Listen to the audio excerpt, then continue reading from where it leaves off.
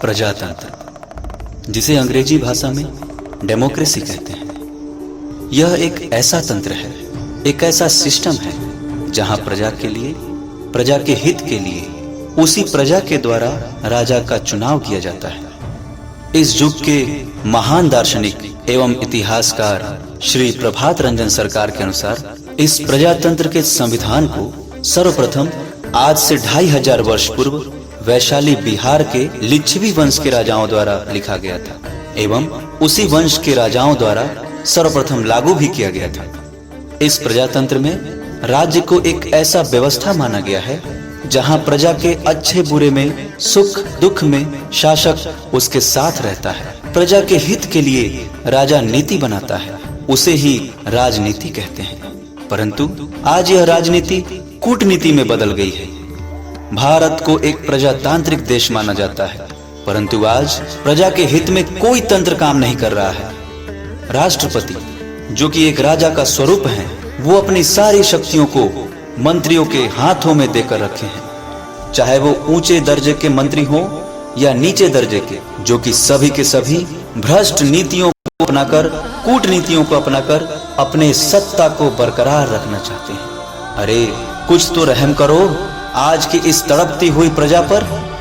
इस वैश्विक महामारी से बचने के लिए लॉकडाउन तो लगा दिए, पर क्या कभी सोचे कि देश भर में लोग भूखों मर रहे हैं, बेघर हो रहे हैं, उनके परिवारजनों के इलाज के लिए उनके पास पैसे नहीं हैं, उनकी हालात बद से बदतर होते जा रही है। कौन सुने इन सब बातों को, कौन ध्यान दे इन सब पर?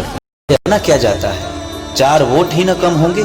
परंतु हे प्रजा के पालकों, क्या आप अपनी जिम्मेदारियों को भूल गए उस प्रजा को जिसने आपको शासन का कार्यभार सौंपा।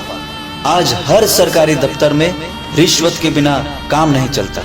कुछ चुनिंदे अफसरों को छोड़कर हर सरकारी दफ्तर में भ्रष्टाचारियों का जमावड़ा है, चाहे वो छोटे से वार्ड का नगर निगम दफ्तर हो या राज्य का।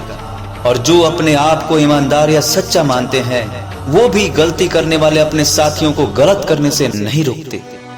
सोचिए क्या होगा इस प्रजा का।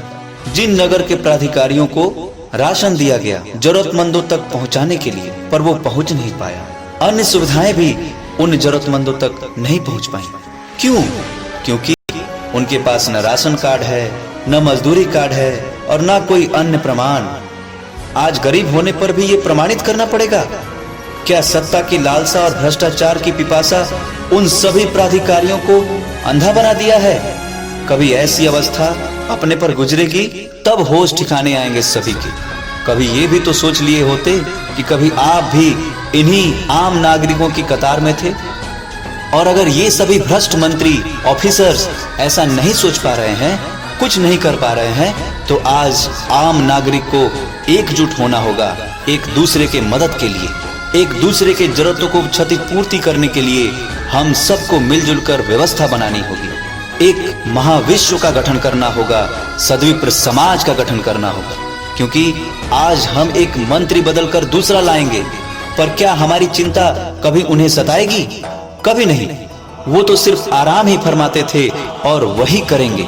पद, प्रतिष्ठा और गौरव में सभी अहंकारी हो जाते हैं। सारा ज्ञान होते हुए भी रावण की भांति पतन की ओर बढ़ चलते हैं। इसीलिए हे समाज के अग्रदूतों, आगे आकर अपने समाज को बचाओ। समाज के जरूरतमंद चीख रहे हैं, चित्कार कर रहे हैं, दर्द से कराह रहे हैं। उनकी रक्षा करें, उनके लिए साधन संसाधन की व्यवस्था कराएं, एक सद्विप्र समाज का गठन करें और एक सच्चे नैतिकवान सद्विप्र बनने की कोशिश करें। आप सबों से यही आग्रह है।